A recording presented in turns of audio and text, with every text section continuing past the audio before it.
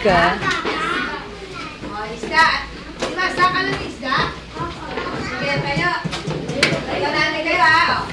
Isda ang paborito namin pagkain. Masustansya at mainam sa ating katawan. Balat niya ay galis. Tahanan niya'y tubig. Lumulong na sumisisip sa ilalim ng tubig. Ulit.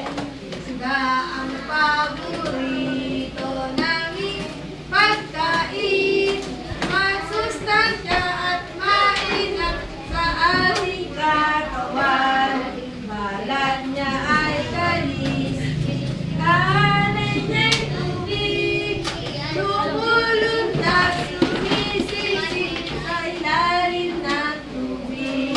Hoy, nakita ko na si Ina. Nakabuka ka pa. Sige.